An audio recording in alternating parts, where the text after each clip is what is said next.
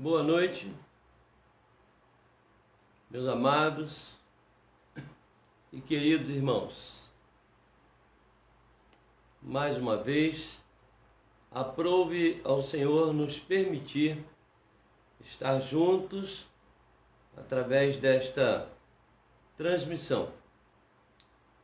Nosso objetivo é cultuar a Deus, buscar a sua presença, aprender mais da sua palavra e crescer no conhecimento daquilo que o Senhor tem para nós, para o nosso crescimento espiritual, para a nossa edificação. Eu quero iniciar fazendo uma leitura no livro de Mateus, Evangelho segundo Mateus, o capítulo 4, versos 9 e 10.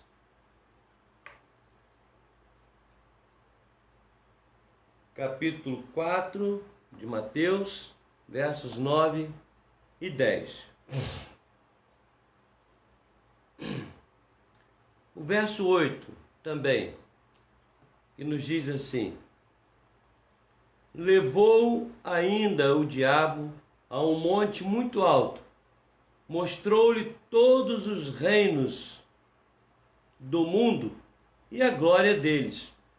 Ele disse: tudo isto te darei, se prostrado me adorares.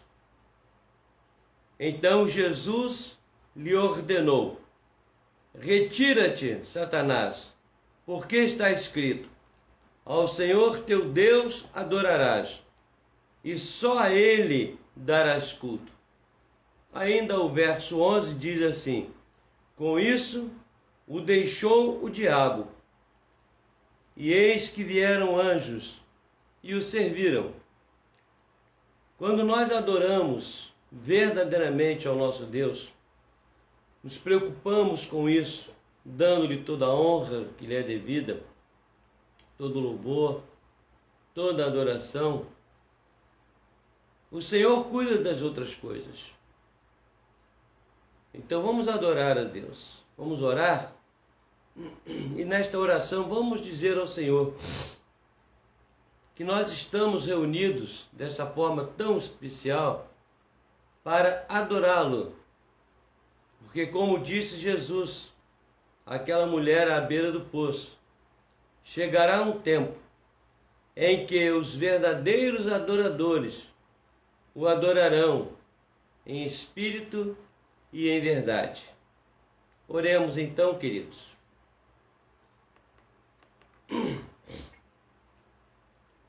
Senhor nosso Deus, nosso amado e querido Pai, somos gratos a Ti, Senhor, pelo privilégio de podermos agora nos colocar diante do Teu trono pela fé para Te adorar. Isto, ó Deus, é uma concessão de amor, de graça e de misericórdia que Tu tens para com os Teus eleitos. E nós Te adoramos por isso. Na verdade, nós não entendemos tamanho amor. Não entendemos como pode, ó Deus, o Senhor, que é santo e perfeito, olhar para nós e nos abençoar tanto, e nos dar a bênção da salvação eterna em Cristo Teu Filho. Só nos resta Te dizer: Pai, ensina-nos a adorar em agradecimento por tudo que o Senhor é, por tudo que o Senhor tem feito, por Tua sabedoria infinita. Ó Deus, mesmo sem saber como, nós dispomos nosso coração a Te adorar. Nós Te adoramos e pedimos que o Teu Espírito Santo nos ensine a isto fazer. Nos ensine a adorar da maneira mais sábia possível para nós, seres humanos. Nós Te adoramos pela fé em Cristo Jesus, o Teu Filho, o nosso Senhor e Salvador, agora e sempre. Amém. Amém. Meus amados irmãos, o texto de Hebreus, capítulo 13, o verso de número 15, nos diz assim: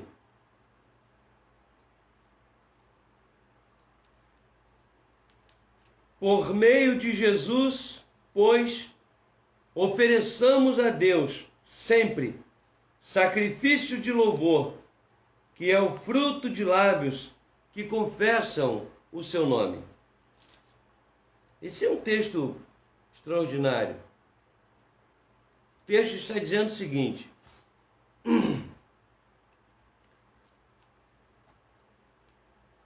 que por meio de Jesus, pela fé que temos nele, pela salvação que recebemos dele, e por ele ser nosso intercessor e redentor, nós devemos oferecer a Deus sempre, o termo aqui significa constância diuturna, até que Deus nos chame à glória. Sempre. Sacrifício de louvor. Essa expressão sacrifício de louvor aparece em 1 Coríntios 15, aliás, em Salmo 116, no livro dos Salmos 116, verso 12, e é interpretado de várias formas o que seria sacrifício de louvor. Eu dou uma interpretação, de acordo com aquilo que Deus me permite, de que cantar não é nenhum sacrifício, mas os lábios professam e confessam aquilo que é uma realidade espiritual em nossa vida. Principalmente a nossa vida entregue ao Senhor, e que muitas vezes exige sacrifício. O sacrifício do louvor é aquilo que o lábio expressa, mas expressa aquilo que se vive. É o que diz aqui. Fruto. O sacrifício do louvor é fruto dos lábios que confessam o nome de Jesus. Então o sacrifício do louvor não é cantar só, pode ser também, mas é fruto daquilo que o lábio diz. Nós dizemos com os lábios que adoramos a Deus, que o servimos, que somos seus filhos, obedientes, mas é bom que a nossa vida acompanhe aquilo que os nossos lábios dizem. Ou seja, a nossa vida, nossa forma de viver é fruto daquilo que os lábios professam. E quando o lábio professa uma coisa e o fruto é diferente daquilo que o lábio professa, isso traz condenação. Então, vamos confessar através dos lábios um hino de louvor, o hino de número 289. Este hino ele está de acordo com a mensagem que o Espírito Santo colocou em nosso coração nesta noite. Então, por isso é que nós vamos cantar esse hino 289, ok? Inclusive, nós já cantamos em outra oportunidade.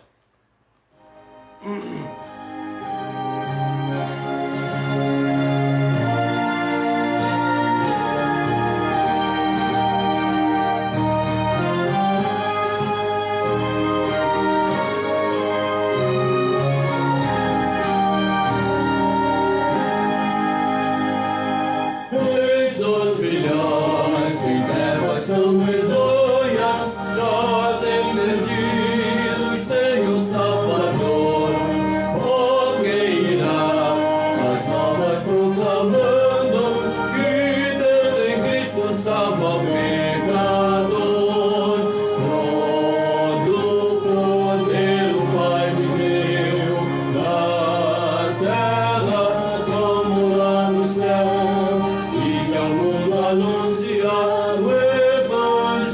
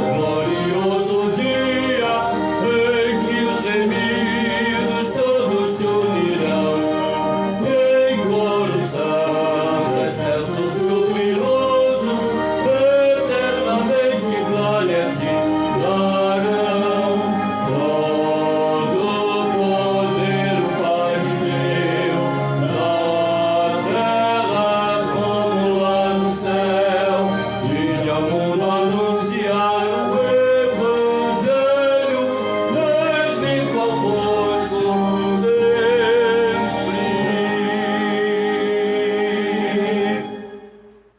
Amém. Eu me lembro que este hino foi mudado de milhões para bilhões. E hoje nós somos bilhões de seres humanos espalhados nesse planeta. E muitos destes bilhões estão em trevas. Não conhecem a palavra de Deus, não conhecem a Jesus. O texto de Mateus, capítulo 21, Evangelho segundo Mateus, capítulo 21, os versos de 18 a 22. Mateus, capítulo 21, versos de 18 a 22. Esse texto fala sobre a figueira sem fruto.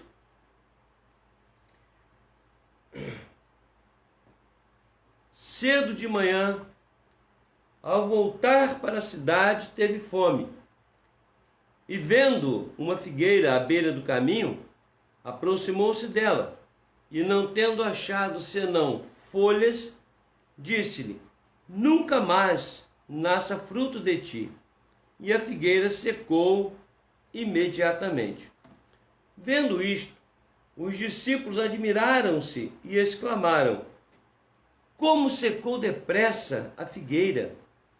Jesus, porém, lhes respondeu: em verdade vos digo que, se tiverdes fé e não duvidardes, não somente fareis o que foi feito à figueira, mas até mesmo se a este monte disserdes: ergue-te e lança-te no mar, tal sucederá.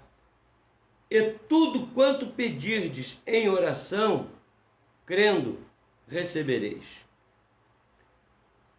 Eu não vou discutir aqui as questões que surgem nesse texto, não sendo a figueira um ser animado,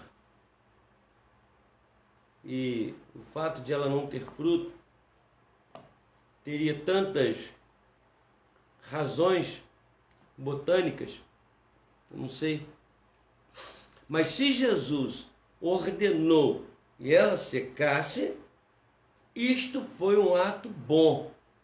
Nós admitimos isto pela fé.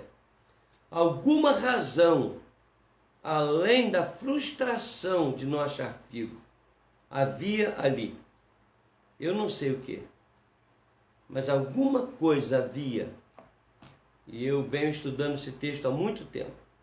Ainda não consegui concatenar as ideias, mas eu tenho certeza que Jesus nunca fez e não fará nada por toda a eternidade sem uma razão muito lógica, muito santa, perfeita.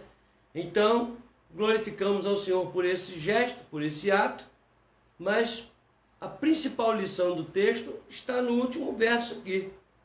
Tudo quanto pedirdes em oração, crendo, recebereis. Eu quero dizer para você que não é crendo que vai receber. Parece esquisito, estranho eu falar isso? Muito bem. Temos que entender o seguinte: se eu for receber tudo que eu creio que vou receber, eu quero te pedir, Senhor, que me dê $1 bilhão, e eu creio que me darás. Aí batem na minha porta: vem aqui trazer $1 bilhão para você. Não é isso, não. Esse crendo aqui não é crendo que a coisa vai acontecer, é crendo no poder de Deus, que pode dar ou não dar. Crendo na pessoa.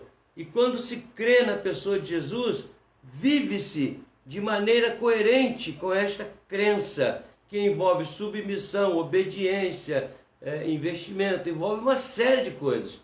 Então não é simplesmente assim, eu creio, então vou receber. Não, tira isso da sua cabeça, porque não é essa a mensagem do texto.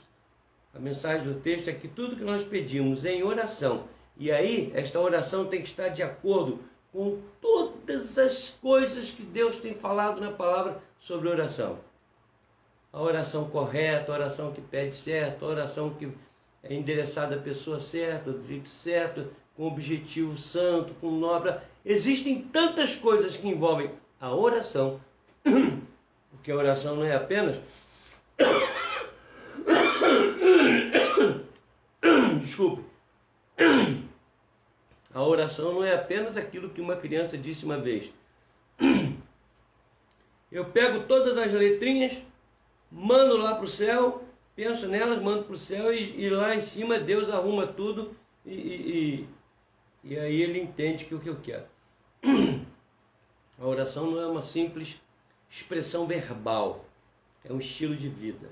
Estão percebendo como não é tão simples como a gente às vezes lê e interpreta dentro da nossa própria língua portuguesa? Mas tem que se pensar bastante.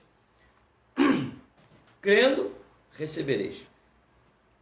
Eu creio no poder de Deus, que está pronto a nos atender naquelas coisas que nós pedimos para a glória dele, coisas boas, santas, nobres, coisas que nós pedimos não para nosso benefício, mas para a glória de Deus.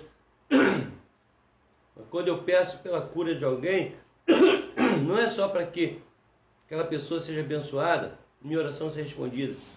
Eu quero principalmente que Deus, ao agir, mostre a sua glória naquele ato dele. Esse é o objetivo sempre. Sempre esse, o objetivo.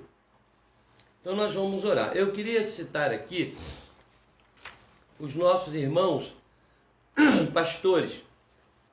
Daniel, o pastor Daniel formou-se comigo também, junto com o pastor Cairo, com o pastor Cleander, pastor Gessé, pastor Francisco Maia. E ele está entubado, está numa situação muito crítica. A filha dele, a Daiane, tem entrado em contato conosco, falando da situação do Daniel, os pulmões comprometidos, ainda está sedado e entubado. Então eu quero pedir aos irmãos que orem pelo reverendo Daniel dos Santos, nosso amigo, pastor presbiteriano, né? Pessoa muito nobre, nos conhecemos há mais de 30 anos, 35 anos ou mais. O pastor Cairo e o pastor Cleander continuam pedindo que os irmãos intercedam por esses irmãos, por suas famílias também. A Sônia está agradecendo também, a nossa irmã Sônia, pelos 15 anos de sua neta Maria Eduarda. Completou 15 anos ontem, né? A irmã Nívia agradece pelo aniversário da Joelma, que é hoje. Se a Joelma estiver nos ouvindo e vendo, viu, Joelma? Nós estamos orando por você, por sua família. A irmã Cleni pede que continuemos orando por seu pai, que está em tratamento de uma infecção urinária. Seu Wilton, nós vamos continuar orando por ele. A irmã Lenilda pede pelo irmão João, que está com sinusite. Isso está incomodando muito o irmão João. E também pelo seu irmão, o Ney. Essa semana eu estava conversando com a minha esposa sobre o Ney. Ele tem enfrentado uma luta muito grande, e a Lenilda ali ao lado dele, e nós, a igreja, também estamos constantemente em oração. Mas ontem também aniversariou a nossa irmã Valéria. Valéria, minha sobrinha, Valéria Lopes, né? Ontem foi aniversário dela. Então vamos agradecer também a Deus pela vida da nossa irmã Valéria. Ok? Uma notícia boa, né, vem lá de Manaus. A nossa irmã Emily, a esposa do pastor Wesley, filha do reverendo João Batista, recebeu alta hoje. A irmã Selma está lá. Quando eu falei da última vez aqui, eu entendi que ela teria chegado na quinta-feira, mas não, ela já estava lá há 5 dias. Eu entendi errado o recado. Então a Selma está lá, né? Aproveitando para curtir o neto também, né? Que o reverendo Wesley disse que está muito bem. Diz ele que é a segunda criança mais linda. O João Batista diz que é o terceiro neto mais lindo do mundo. Primeiro vem o meu João, depois a Lorena, depois... É brincadeira, reverendo João. Mas ele é uma graça, é uma criança maravilhosa. A família está muito feliz e agora com a Emily retornando para casa, né? Não vamos esquecer de orar pelos nossos irmãos que estão à frente no trabalho. Tem muitos irmãos nossos trabalhando, louvado seja Deus, né? Indo para o trabalho, enfrentando aí o perigo, principalmente os irmãos da área de saúde. Vamos orar por esses irmãos, vamos sustentá-los em oração, ok? Muito bem. Se porventura surgir mais alguma coisa ao longo da nossa live, nós retornaremos mais tarde. Por enquanto são os pedidos e os agradecimentos que nós temos aqui e agora. Vamos orar em favor desses irmãos? Senhor nosso Deus e Pai, nós queremos neste momento, obedecendo à Tua palavra, orar em favor destes irmãos. Nós não compreendemos esse mistério da intercessão, mas sabemos que é reflexo de uma realidade, pois o Senhor tem atendido as orações dos Teus filhos ao longo da história. Não apenas nas páginas sagradas, mas em toda a história da humanidade. O Senhor tem provado que estás atento, como disseste a Salomão, às orações dos Teus filhos. Queremos Te rogar, Senhor, em favor dos irmãos enfermos. Pedimos em favor do pai da Cleni, do Daniel, do Cleander e também do Cairo, ó Deus. Rogamos em favor do pai da Tua serva, seu irmão. Rogamos, ó Deus, em favor do Ney, em favor do João. Ó Senhor, o Senhor tem sido bondoso e misericordioso, e nós rogamos que manifestes a Tua graça, a Tua misericórdia sobre esses irmãos e alguém que porventura não tenhamos citado aqui, mas o Senhor conhece bem. Também Te agradecemos as vidas da Valéria, ó Deus. Te agradecemos a vida da Joelma, da Maria Eduarda, dessas pessoas que o Senhor tem preservado a vida. Pedimos que continues a abençoá-los e que todas essas pessoas que estão agradecidas e as que estão rogando uma intervenção Tua, todos eles reconheçam sempre em suas vidas que o Senhor é Deus. Só o Senhor tem poder e que estás pronto, ó Deus, a ouvir as nossas palavras e dar a cada um de acordo com a Tua sabedoria, Teu poder infinito, Tua misericórdia e Tua graça. Nós aguardamos nisto. Não temos nenhum merecimento em nós mesmos, mas aguardamos em Tua misericórdia. Sê propício a nós, Te oramos, rogamos, no nome santo e poderoso de Cristo Jesus. Amém.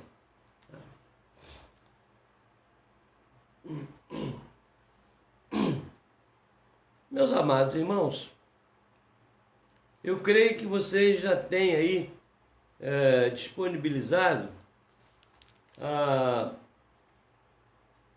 os textos que eu pretendo ler aqui. O texto de Mateus, Lucas, capítulo 2. Lucas, capítulo 2, versos 10 e 11. O anúncio dos anjos aos pastores sobre o nascimento de Jesus. Quando os pastores ficaram tomados de grande temor, de acordo com o verso 9, no verso 10 o anjo diz assim: não temais, Eis aqui vos trago boa nova, de grande alegria, que o será para todo o povo. É que hoje vos nasceu na cidade de Davi o Salvador, que é Cristo o Senhor. Antes de comentar esse texto, vamos ler o texto de Mateus, capítulo 28, versos de 18 a 20. Jesus, aproximando-se, falou-lhes, dizendo: Toda autoridade me foi dada no céu e na terra. Ide, portanto, fazei discípulos de todas as nações, batizando-os em nome do Pai e do Filho e do Espírito Santo, ensinando-os a guardar todas as coisas que vos tenho ordenado. E eis que estou convosco todos os dias, até a consumação dos séculos. E por último, o texto de João, capítulo 4, Evangelho de João, capítulo 4, versos de 31 a 38. Fala sobre a ceifa e os ceifeiros. Então vamos ouvir aí. Nesse ínterim, os discípulos lhe rogavam, dizendo: Mestre, come. Mas ele lhes disse: Uma comida tenho para comer, que vós não conheceis. Diziam então os discípulos uns aos outros: Ter-lhe-ia porventura alguém trazido o que comer? Disse-lhes Jesus: A minha comida consiste em fazer a vontade daquele que me enviou a realizar a sua obra. Não dizeis vós que ainda há 4 meses até a ceifa? Eu, porém, vos digo: erguei os vossos olhos e vede os campos, pois já branquejam para a ceifa. O ceifeiro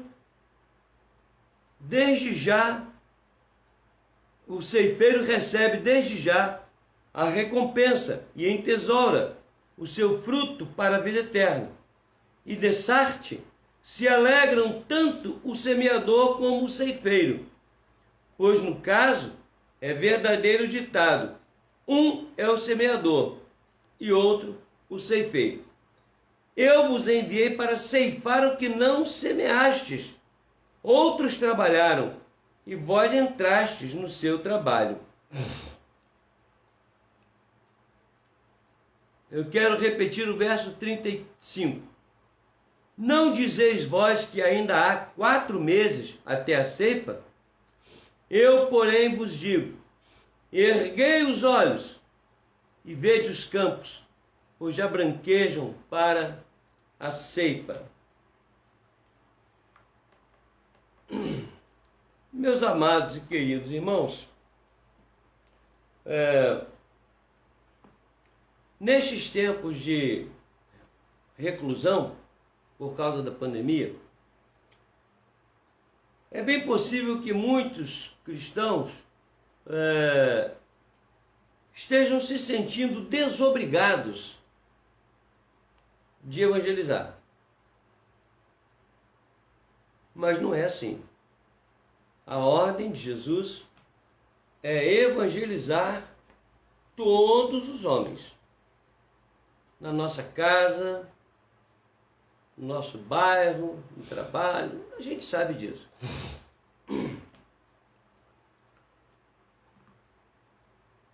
Os textos que nós lemos nos falam sobre a urgência de realizar a obra evangelística.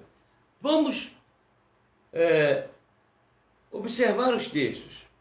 O primeiro texto que nós lemos, não é? Fala sobre a anunciação do anjo. Bom, o anjo veio, anunciou a vinda de Jesus, o nascimento dele. E depois foi embora com a milícia celestial, que dava glórias, cantava glórias a Deus. E os anjos nunca mais fizeram isso. Porque aprove a Deus determinar que os homens, eu e você, os seres humanos convertidos, salvos por este Jesus. Aprove ele que nós fôssemos os evangelizadores.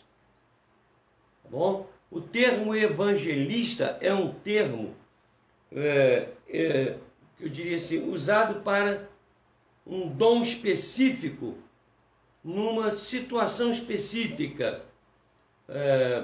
Pessoas que cuidam exclusivamente dessa função de evangelização. Nós, como evangelizadores, temos nossas funções, nossos trabalhos, nossas famílias, mas somos evangelizadores.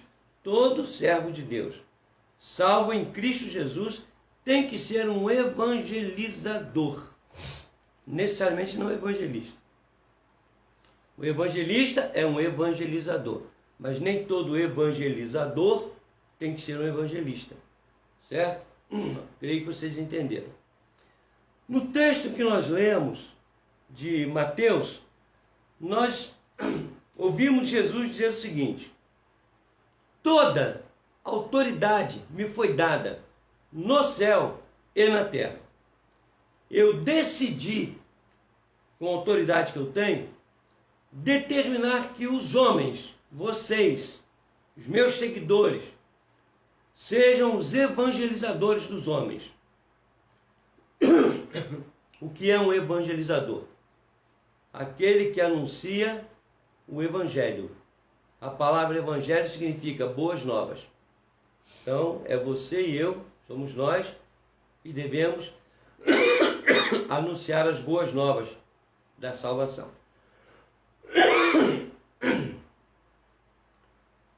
E isso Jesus primeiro invoca a sua autoridade.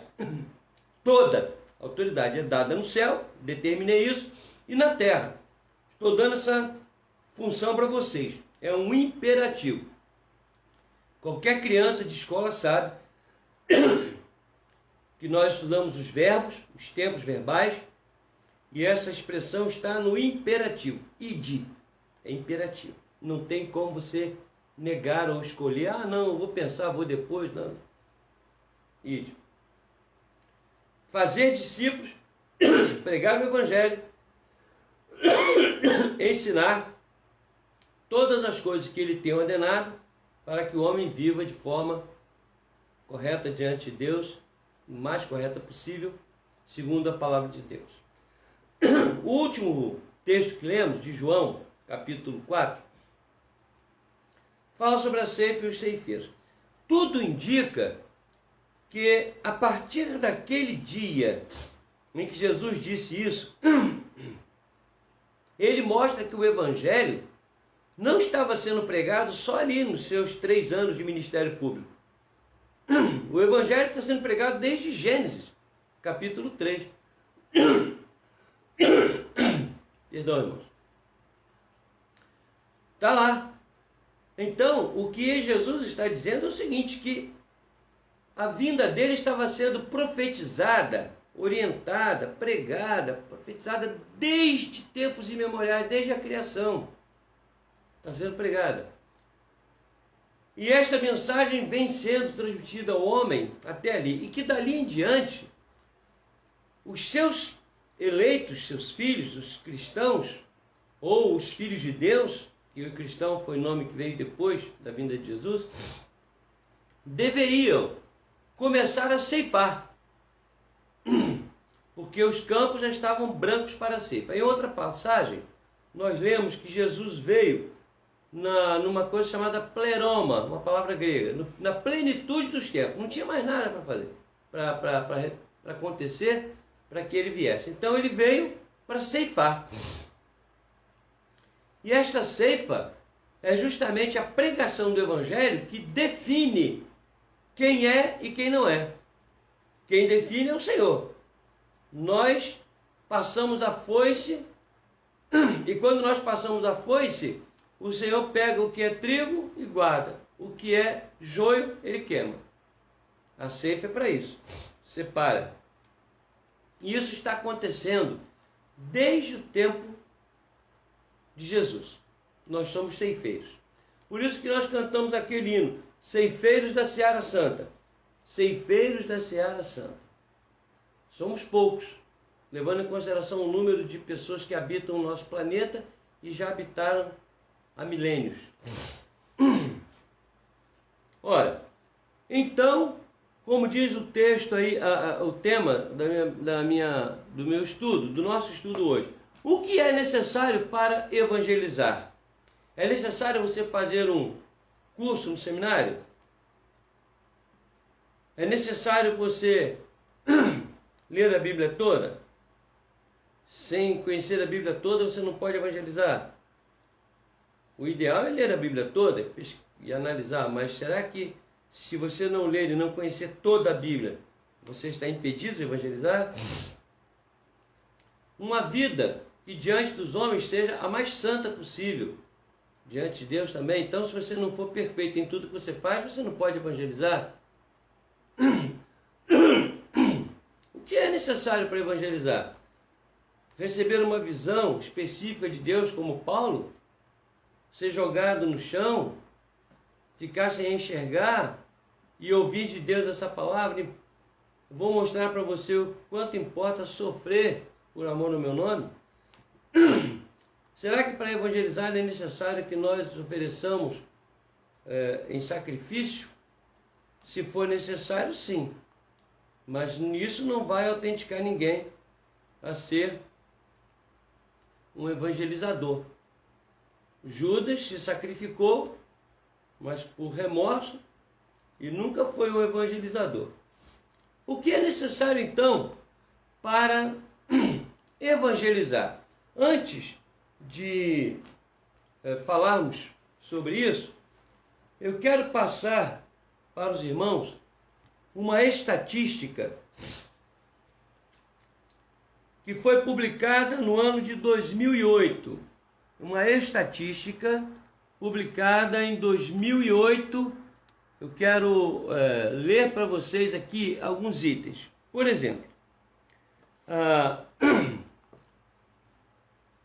a Índia é o segundo país mais populoso do mundo. Estatística de 2008. Isso aqui foi estabelecido em 2008. Eu não tenho estatística atual porque eu não consegui, mas achei essa de 2008. Foi há 12 anos atrás.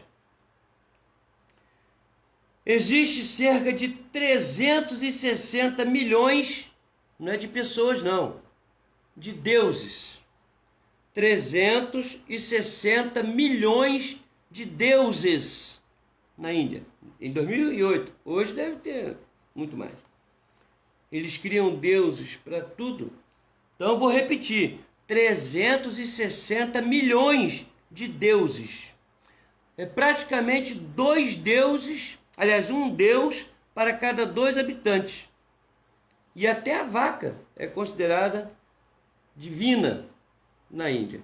Uma vez eu assisti um documentário onde os indianos, eles dividiam o prato de comida com os ratos.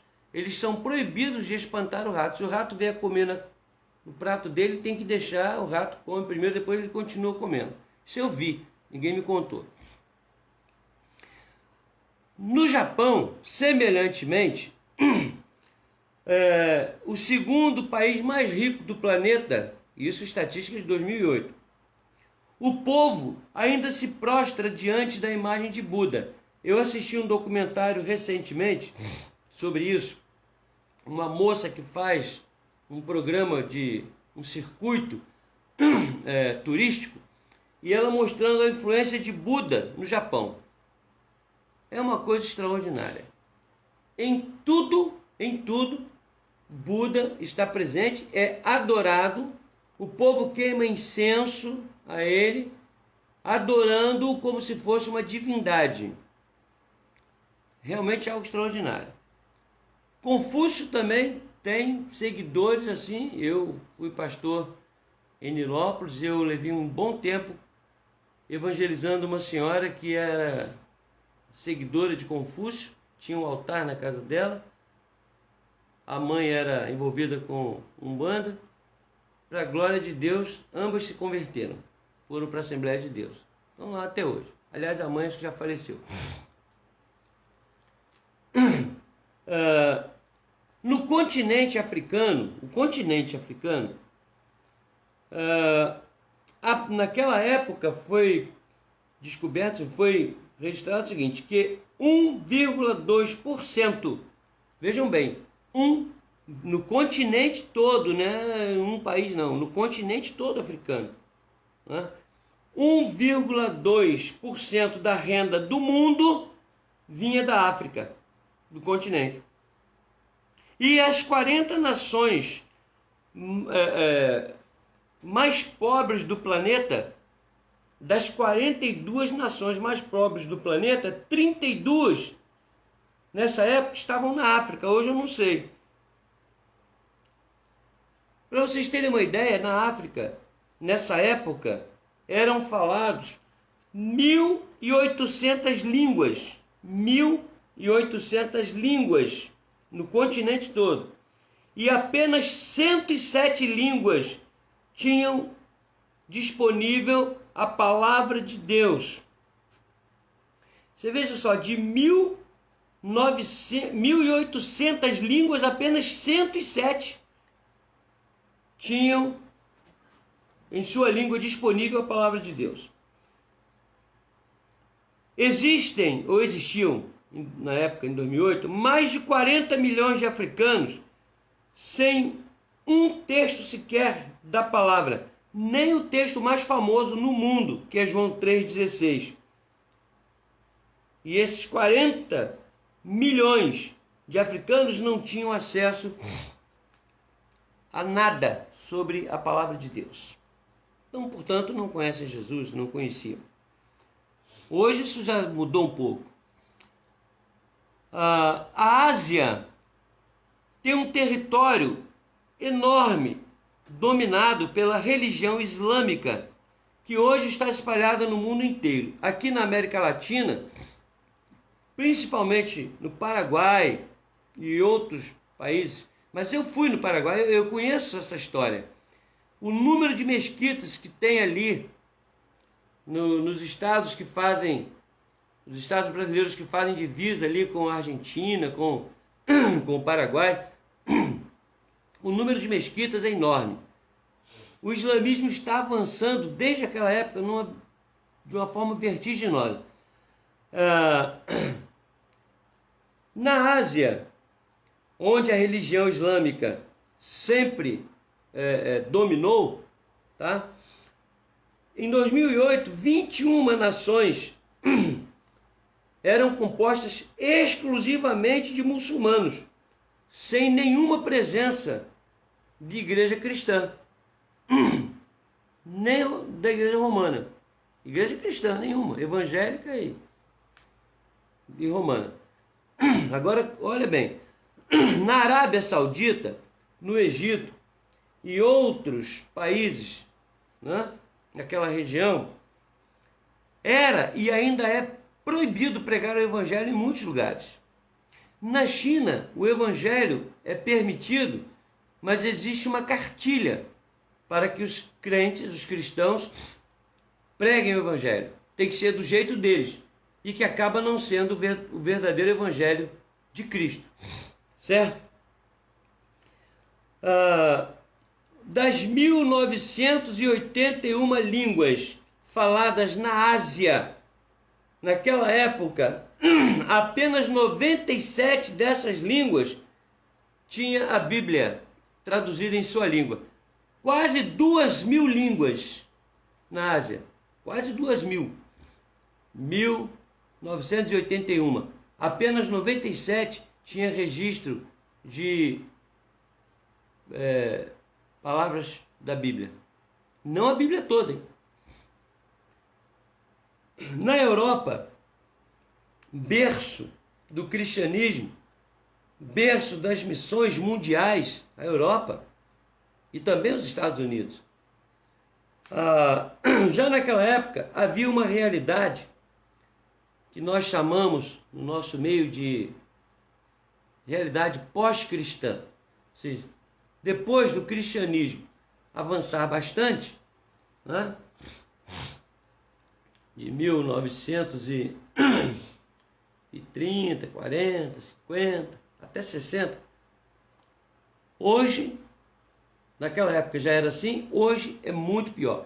A Europa vive uma realidade que a gente chama de pós-cristã, onde na Inglaterra, que enviou tantos missionários pelo mundo, apenas 4% da população, em 2008, hoje é muito menos, apenas 4% da população frequentava igrejas evangélicas.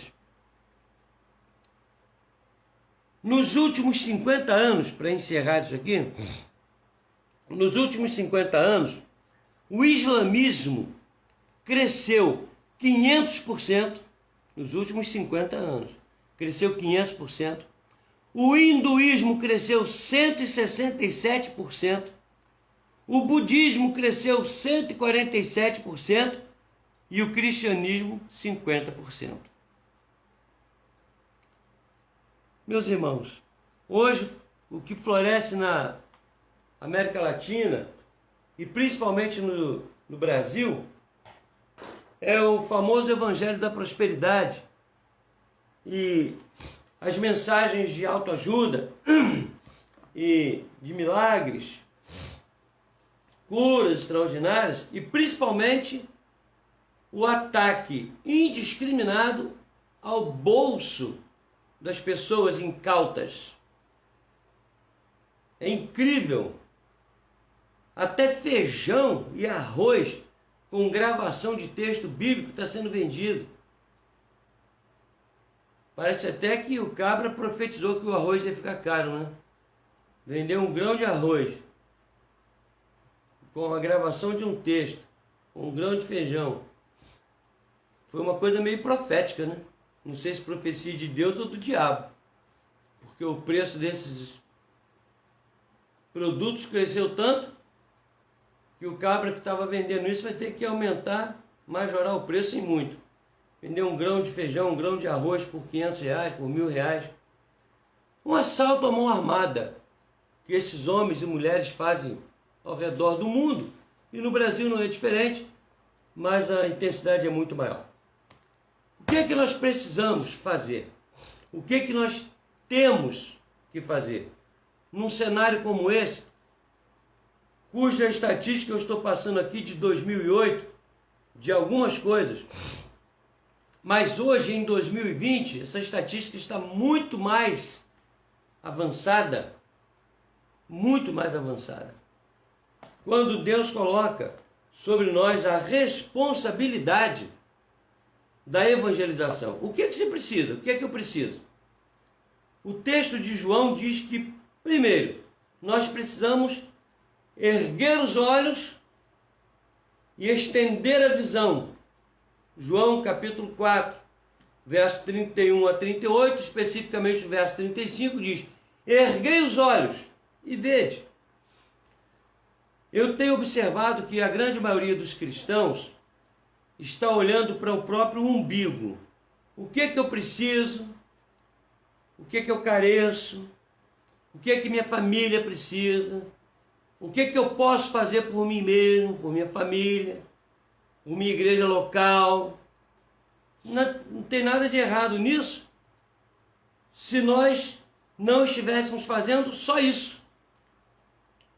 A verdade é que um cristão verdadeiro, um servo de Deus, precisa erguer a cabeça, precisa olhar para frente, ele precisa estender a sua visão, uma visão que alcance o mundo inteiro. Foi o que Jesus falou: ide por todo o mundo. Bem aquela história que nós precisamos, não, primeiro a minha casa, depois minha rua e tal. Não é isso. Primeiro, o mundo todo. Não importa que seja a minha casa, que seja o vizinho, que seja na Índia, não importa, é o mundo todo. Nossa visão tem que abranger todas as pessoas, todas as nações. Temos que orar por todos eles. Temos que nos preocupar com todos eles. Temos que esquecer que nós somos num país que, por enquanto, é um país muito abençoado. Por enquanto temos liberdade. Por enquanto podemos falar com liberdade do Evangelho. Por enquanto Mas até quando vamos poder fazer isso com essa liberdade? Os ataques são diários e constantes do inimigo, através de governantes, através de tantas situações que vão surgindo e vão encantoando o cristão, o evangelho, as igrejas. Até quando nós vamos ficar no nosso quadrado, né? Cada um no seu quadrado. Quando eu era aluno no seminário, eu tive um professor que eu admirei muito, ele já é falecido. Ele faleceu quando eu estava em São Paulo num encontro. Ele teve um câncer e ele veio a óbito. A gente estava reunido lá no encontro dos seminaristas. Nós já éramos todos pastores. O reverendo Paulo Viana de Moura, muito famoso na igreja presbiteriana, no meio acadêmico, foi nosso professor. E ele era um grande filósofo, um grande pastor, uma pessoa maravilhosa, extraordinária. Então, um dia ele chegou na classe e disse assim: vocês não podem ser caçotes. Aí, um aluno chamado Josué virou-se para ele e disse assim: pastor, o que é isso? Caçote. Ele virou-se para a turma, tinha acabado de entrar na classe, e disse assim: vocês é que vão me responder, vão procurar nos dicionários, vão buscar. Naquela época não tinha Google, não tinha internet que nós temos hoje. Podem sair. E todo mundo saiu para descobrir o que era tal do caçote. Eu fui descobrir essa palavra em um dicionário. Nos dicionários modernos não tinha. Eu fui descobrir num dicionário muito famoso entre os literatos, que é o famoso dicionário Caldas Aulete. Fui descobrir que caçote é uma rãzinha pequenininha, bem pequenininha, que tem uma característica interessante. Quando ela nasce, normalmente nasce numa pocinha de água, poça pequena, e ela nunca sai dali. Ela nasce, onde ela nasce, ela fica e morre. Parece a Gabriela, né? Ela nasce ali, não se aventura. Do lado da poça, a centímetros, pode ter um lago, uma lagoa imensa, de quilômetros de diâmetro. Ela, mesmo assim, ela não sai dali, onde ela nasceu. Então, o caçote é aquele que está numa realidade, não sai dali, não enxerga o que está ao seu redor, não olha para frente e nasce, vive, cresce, morre ali, naquela lagoa. Meus irmãos, o reverendo Paulo Viana estava certo. Um cristão, em se tratando da evangelização e de tantas outras coisas, não pode ser um caçote. Nós não podemos ficar, eu me converti nessa igreja, vou ficar nessa igreja até morrer, aqui está muito bom, tem sermão do pastor, tem reunião de oração, tem isso, tem aquilo, tem cesta básica, tem isso, eu dou meu dízimo, que mas tá bom, acabou por aí a minha vida. De jeito nenhum, o texto é muito claro. Erguei os olhos, já está tudo pronto para a ceifa. Nós somos evangelizadores, precisamos encarnar isso em nossa vida. Primeira coisa que eu preciso para evangelizar com propriedade, atendendo ao mandado de Deus, é isto, uma visão ampla do que é o mundo, de como está o mundo, o que está acontecendo. E hoje você não tem desculpa, você tem o Google, você tem as redes que você pode consultar qualquer coisa. Se você perguntar qual era a cor do cavalo que Daniel montou lá no Egito, eles vão dizer que José montava lá no Egito para fazer o seu edifício. Eles vão dizer a cor do cavalo, vão dizer que raça era do cavalo. Desculpe a minha brincadeira para exagerar, mas é assim. O Google, hoje, você fica, pela internet em geral, você fica sabendo de qualquer coisa. Seja verdade ou mentira, mas você vai saber. Alguém vai ter uma resposta para você. Quanto a essa questão da situação mundial, as agências missionárias, que são centenas ao redor do planeta, várias igrejas sérias estão trabalhando para evangelizar o mundo, missionários. Só a nossa igreja tem centenas e centenas de missionários no Brasil e fora do Brasil. Muito bem, vamos erguer os olhos. Precisamos, para evangelizar, temos que ter visão. Visão do que é o reino de Deus, visão do que é o mundo onde nós estamos. Que Jesus diz, nós estamos no mundo, apesar de não sermos do mundo. Então temos que ver o que é que esse mundo precisa e o que é que nós podemos fazer por esse mundo. E Deus vai nos orientar. Uma outra coisa que nós precisamos, na primeira epístola que Paulo escreve aos Coríntios, o capítulo de número 9, verso 16, né? Eu quero ler esse texto aqui, capítulo 9, verso 16, que diz assim: se eu anuncio o evangelho, não tenho do que me gloriar, pois sobre mim pesa essa obrigação, porque ai de mim se não pregar o evangelho. Meus irmãos, o apóstolo Paulo tinha uma coisa na sua vida que muitos de nós cristãos precisamos. Eu hoje conversei com o reverendo Gessé Ribeiro, e o reverendo Gessé Ribeiro comentou comigo sobre uma pessoa que nós conhecemos há muitos anos, e ele virou-se para mim e disse: reverendo Ronaldo, ele me chama de Ronaldo, eu disse: Ronaldo, eu tenho uma resposta para a sua questão. Eu levantei uma questão sobre uma certa pessoa que estava tomando algumas atitudes e tal. Eu falei: Gessé, como é que é isso? Ele disse: a minha resposta para você, sabe qual é? Ele não é pastor, nunca foi. E assim como ele, tem muitos outros que nunca foram. Por quê? O reverendo Gessé estava conversando comigo em particular. Ele não me autorizou a falar isso, mas eu vou falar. Ronaldo, você está pensando que todo mundo é igual a mim e a você? Que tem paixão pelo evangelho? Que tem paixão pelas almas? Que tem paixão pela igreja? Ronaldo, eu estou indo pregar em lugares terríveis, em favela, em lugares perigosos. Eu estou fazendo cultos, reunião de oração. Vou lá e falo para 2, 3 pessoas, com a mesma ênfase que eu falo para 500, para 1000 pessoas. E eu sei que você também pensa dessa maneira.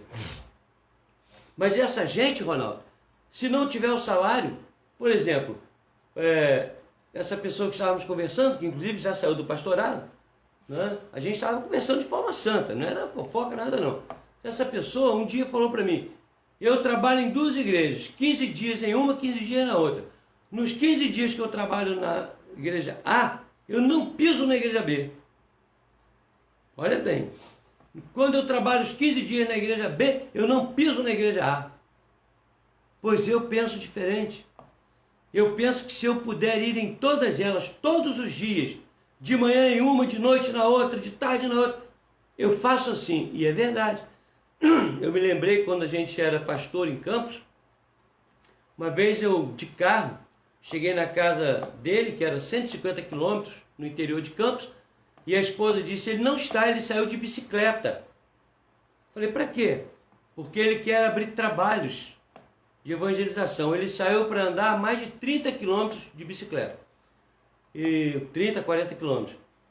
Eu disse assim: mas por quê?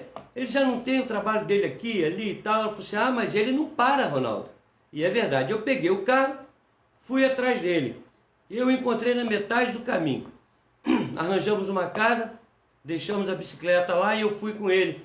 E passamos o dia fazendo levantamento de pessoas cristãs para iniciarmos um trabalho numa comunidade onde hoje tem uma grande igreja presbiteriana. E tem outras, Batista, Assembleia, tá? Lá em Barra, perto de Barra de São João. São João da Barra, Barra de São João, um negócio assim. Não, lá no interior de Campos. Esqueci o nome do lugar. Então eu conheci esse homem quando ele era jovem. Nós éramos jovens. E tantos outros, reverendo João Gomes, e tantos outros homens e pessoas. O meu sogro, já falecido, nós saímos de Alcântara e íamos pregar em Tanguá para uma pessoa, uma mulher. Eram mais os pregadores do que os ouvintes, eram 2 pregadores para um ouvinte. Nós íamos com alegria, cantando, ele cantando os cânticos dele, a gente falando da palavra, Uma vez eu pregava, outra vez ele pregava, a gente orava com uma paixão. Não importa que seja para uma pessoa, não importa que seja na favela, não importa que seja num país muçulmano, não importa que seja na Ásia, não importa que seja na nossa área, mas tem que ter paixão, porque a paixão pelas almas foi o que trouxe Jesus. Bom, eu estou usando essa expressão na falta de uma outra de melhor compreensão para nós aqui agora, no estilo bem coloquial. Essa paixão, esse amor, essa coisa que move a nossa vida em nos sacrificar, nos entregar. Paixão pelas almas. Uma paixão que é imperativa. É intransferível essa função é nossa, não é dos anjos.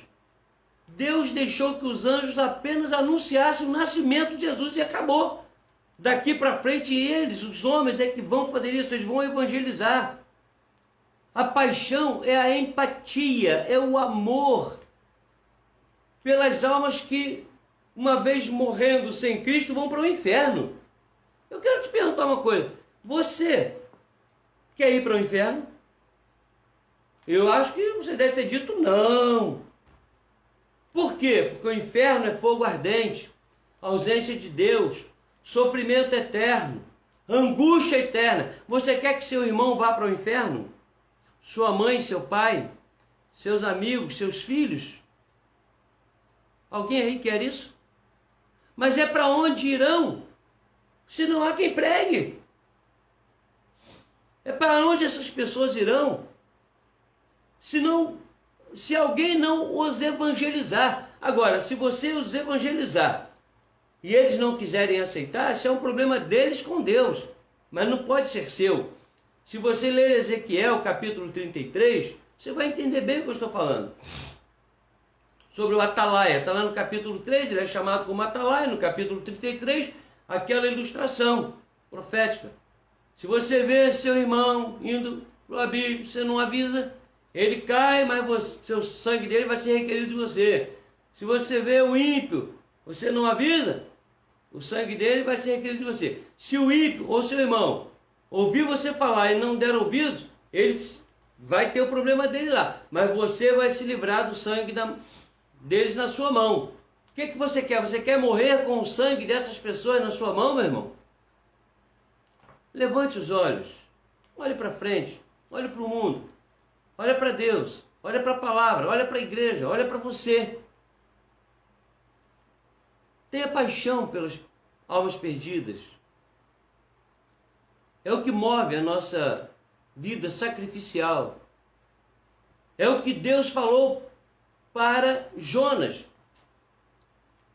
Quando Deus fez secar aquela árvore, aquela rama onde ele estava descansando, ele amaldiçoou, ficou aborrecido, triste, tal, chateado, e Deus falou assim: interessante, Jonas, você tem pena e se lamenta pela morte de uma planta, e não teria eu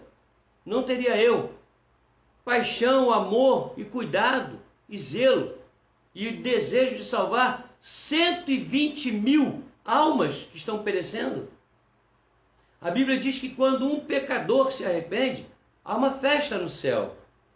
Minha pergunta para você: quantas festas você já permitiu ao Espírito Santo promover no céu através do seu trabalho? O eleito de Deus vai para o céu, fale você ou não. O preterido vai morrer e vai para o inferno, fale você ou não, mas Deus vai colocar na nossa conta aquilo que nós podíamos fazer e não fizemos. Terceira e última coisa que eu quero dizer, que nós precisamos para nos tornar evangelizadores. Primeiro é ter essa visão real da situação do mundo, da nossa situação, da situação da igreja e da miséria do ser humano. Segundo, é criar essa paixão, esse amor que Deus teve por nós, transmite a nós, está lá em 1 João capítulo 4, nós amamos porque Deus amou primeiro. Mas será que nós estamos amando mesmo? Terceiro e último lugar, Filipenses capítulo 1. Em Filipenses capítulo 1, os versos de 15 a 21. Ouçam. 1 Alguns efetivamente proclamam a Cristo por inveja e porfia. Outros, porém, o fazem de boa vontade. Estes por amor, sabendo que estou incumbido da defesa do Evangelho. Aqueles, contudo, pregam a Cristo por discórdia, insinceramente, julgando suscitar tribulação às minhas cadeias. Todavia, que importa? Uma vez que Cristo de qualquer modo está sendo pregado, quer por pretexto, quer por verdade, também com isto me regozijo. Sim, sempre me regozijarei. Porque estou certo de que isto mesmo, pela vossa súplica, pela provisão do Espírito de Jesus Cristo, me redundará em libertação, segundo a minha ardente expectativa e esperança de que em nada serei envergonhado. Antes, com toda a ousadia, como sempre também agora, será Cristo engrandecido no meu corpo, quer pela vida, quer pela morte. Porquanto, para mim, o viver é Cristo e o morrer é lucro. A maioria dos cristãos hoje estão vivendo assim, querendo lucro na sua vida. Querem boas casas, não há pecado nisso. Bons salários, não há pecado nisso. Planos de saúde, não há pecado nisso.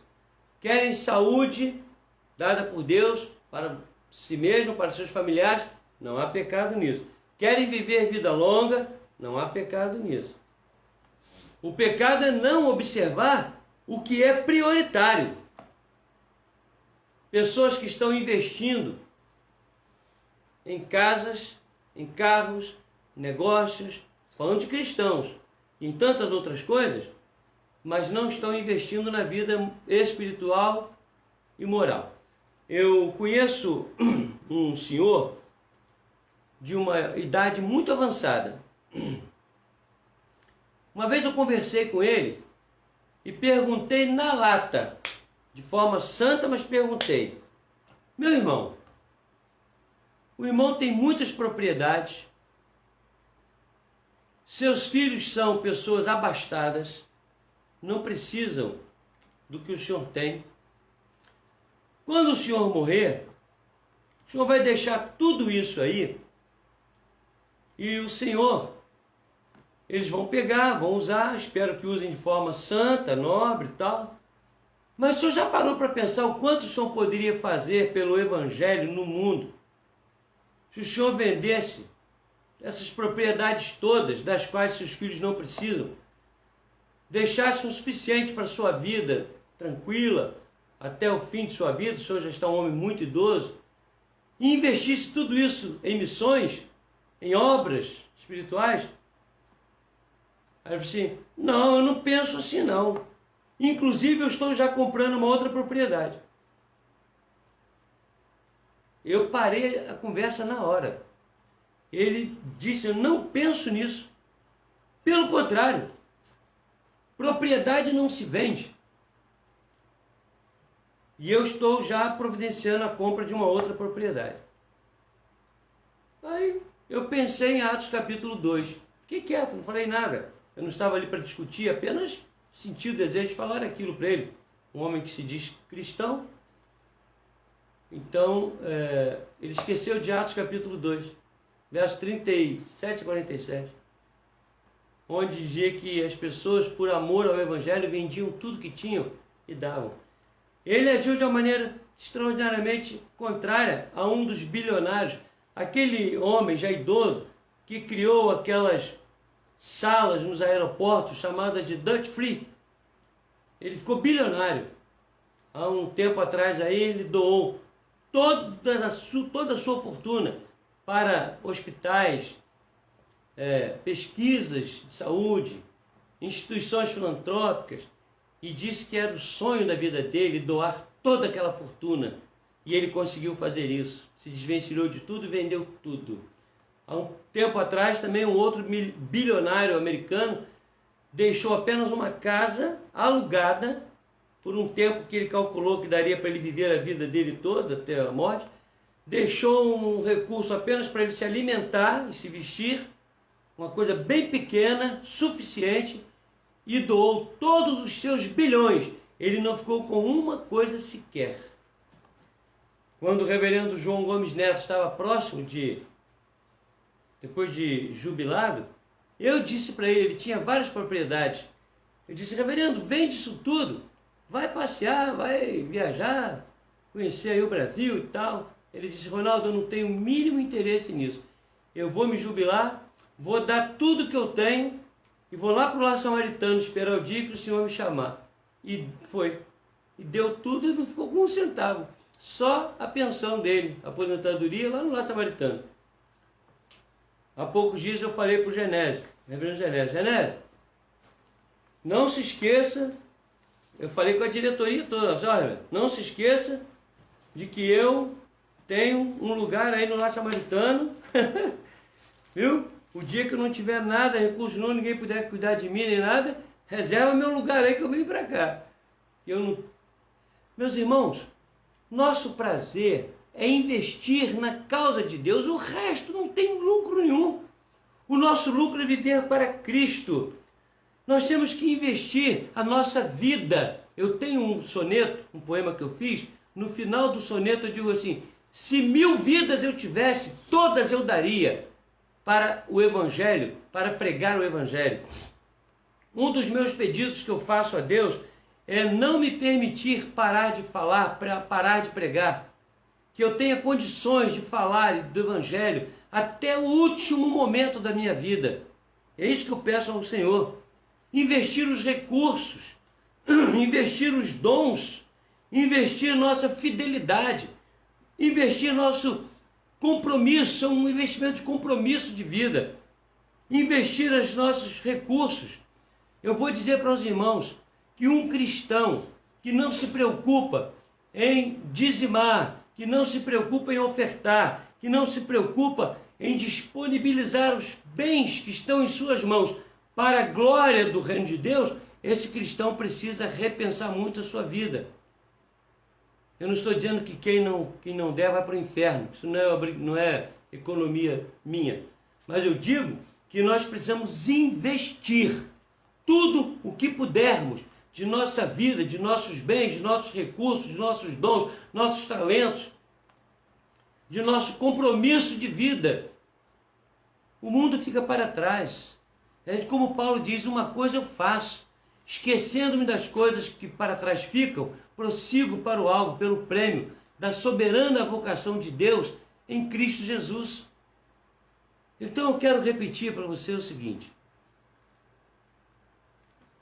Quero lembrar aqui, domingo passado eu fiz um sermão, o fim é logo ali. Você não sabe o dia, o fim. O fim é logo ali. E eu lembrei daquela mulher no ônibus, aquela senhora idosa, que a moça tomou o lugar dela e alguém falou: a senhora não está incomodada com isso? Ela disse: não, meu filho, eu não estou incomodado com o que essa moça fez não, porque eu vou descer no outro ponto, a viagem é curta, é muito curta. E eu disse: a nossa viagem aqui é muito curta, não compensa estragar a eternidade por causa de momentos, dias ou anos. Vamos investir na obra. Vamos investir na obra. É assim que se evangeliza. Vamos ver o que nós podemos fazer para investir na obra. O que eu sou, o que eu tenho, o que eu posso, falando, vivendo, orando, intercedendo, doando. O que eu posso fazer? Eu preciso investir na evangelização das pessoas. Comece com sua casa, fale para os seus parentes. Hoje você tem a facilidade da internet, dos grupos, da WhatsApp. Hoje nós não temos desculpa para dizer: não vou conseguir alcançar essa pessoa. Hoje em dia uma pessoa quer passar uma mensagem para o presidente da República, passa. Seus assessores leem. E quando a mensagem tem uma importância capital, ele chega até ele. Você pode passar hoje mensagens para o mundo inteiro. Você pode falar para os seus vizinhos, para os seus amigos. Não precisa ficar insistindo todo dia, toda hora. Eu sou contra isso. A mensagem do Evangelho deve ser pregada com constância, mas não pode ser igual pérola jogada aos porcos. Quer, não quer, vai para frente. Jesus nunca voltou para ficar insistindo com ninguém. Pregava, falava e ia embora. Quem quiser, bem. Se não quiser... E ele disse, quando forem no lugar e falar e ninguém quiser aceitar, até a roupa, até o pó da roupa do lugar onde você foi, você bate da roupa porque não presta. Vai embora. O mundo é grande. Que Deus nos abençoe, para que nós possamos pensar nessas coisas. Vamos erguer os olhos. Vamos estender a nossa visão para o mundo. O mundo é muito grande, a situação do mundo é caótica. Vamos nos apaixonar pela alma perdida, pelas almas perdidas. Vamos orar, vamos interceder.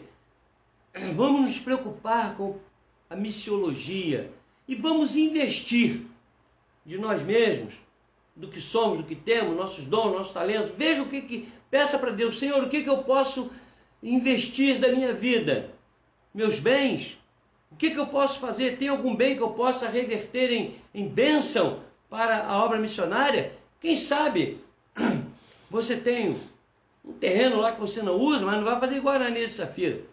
Quem sabe você tem aí 3 carros, você precisa só de um. Eu conheço um cabra que tem 3 carros. Eu falei com ele para vender um dos carros, para resolver um problema. Eu disse, de jeito nenhum, não vendo nada que é meu. Tudo bem, problema dele. Eu não teria problema nenhum em fazer isso. Vendo a necessidade premente, venderia até a casa, o carro, móveis, qualquer coisa, se fosse redundar na salvação de alguém. E Deus sabe que eu sou sincero. E é isso que nós temos que pensar. Que Deus nos abençoe e que nós entendamos que a evangelização desse mundo é responsabilidade minha e sua, é nossa. É daqueles que já foram evangelizados e o Senhor resgatou com o sangue do Cordeiro. Que Deus o abençoe, meu irmão. Que Deus o abençoe, minha irmã. É isso que nós precisamos para evangelizar com sabedoria. E o resto é Deus que faz por nós e em nós. Amém? Deus assim abençoe você. Todos os textos que nós lemos estão disponibilizados aí nessa live, correto? Todos os textos. Então você pode depois consultar à medida que você for estudando, se fizer isso ou se passar para alguém, ok? O nome daquele idoso que eu disse que criou, o fundador da Dutch Free, né? Aquele bilionário, é Charles Finney. Charles Finney. Eu presenciei a assinatura do documento que ele assinou, né? Muito bem. Eu quero, antes de passar um aviso aqui aos irmãos, quero agradecer às pessoas que estão nos assistindo, meu primo Edmilson, viu? Deus o abençoe, primo. Fico muito feliz quando vejo que vocês estão aí antenados conosco. Os irmãos da igreja, ok? E é claro que tem vários irmãos, várias pessoas conosco, alguns já são constantes aí em nossas lives, nós louvamos a Deus por isso. Queremos lembrar que no domingo, pela manhã, enquanto o conselho vai se reunir no sábado, nós ainda manteremos a mesma dinâmica, 9 horas, a escola dominical, aliás, a reunião de oração pelo Team Link, 10h30 a reunião com o presbítero Neskins, estudando a revista, e à noite, a live às 19h30, ok?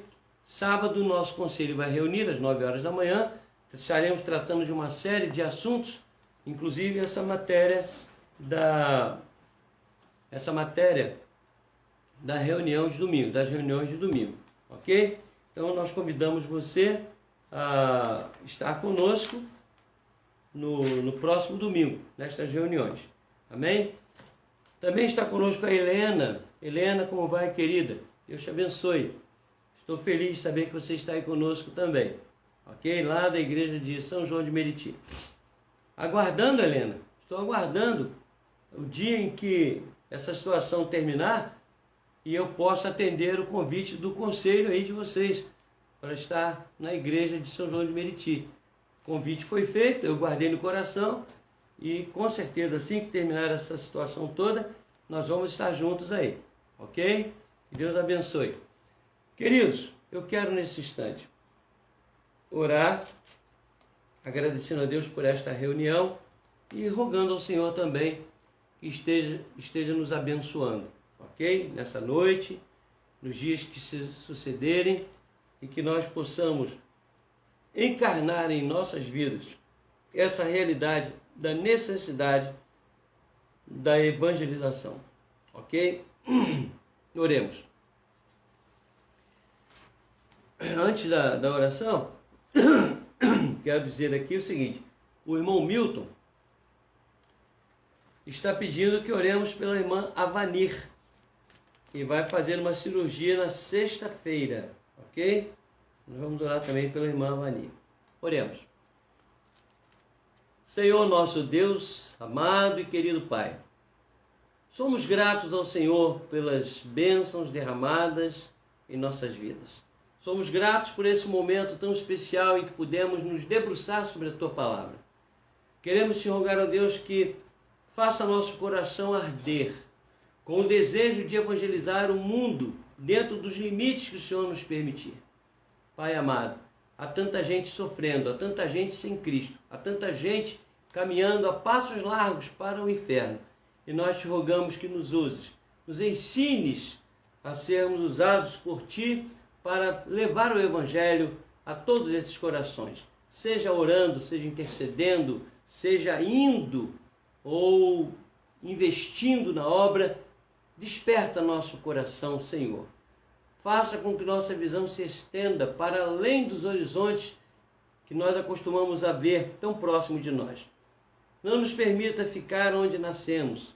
Não nos permita, Senhor, que olhemos apenas para nós mesmos, mas que olhemos para o mundo, olhemos para as nações, olhemos, ó Deus, para os homens perdidos, homens e mulheres perdidos. Ó Deus amado, ajuda-nos a entender que o investimento que devemos fazer é um investimento total de vida, dons, talentos, recursos, com essa paixão que só o Senhor pode plantar em nosso coração. Nós te oramos também, ó Deus, em favor da Avanir, abençoa a tua serva, te pedimos que a acompanhes neste momento, ó Deus, onde é comum ficarmos ansiosos e apreensivos. Fica com ela, com o Milton, fica com os filhos do casal. Nós te oramos, rogando-te ainda que nos dês uma noite de descanso e paz, e os dias que ainda viveremos sejam vividos na tua presença com a tua bênção em nome do Senhor Jesus. Recebamos a bênção agora, irmãos. E que a graça de nosso Senhor e Salvador Jesus Cristo, o amor de Deus, o nosso único e eterno Pai, e as consolações benditas do Espírito Santo sejam sobre todos vós, irmãos, e sobre todo o povo de Deus permaneça, desde agora e para todo sempre. Amém. Amém. Tenham todos uma boa noite. Que Deus os abençoe.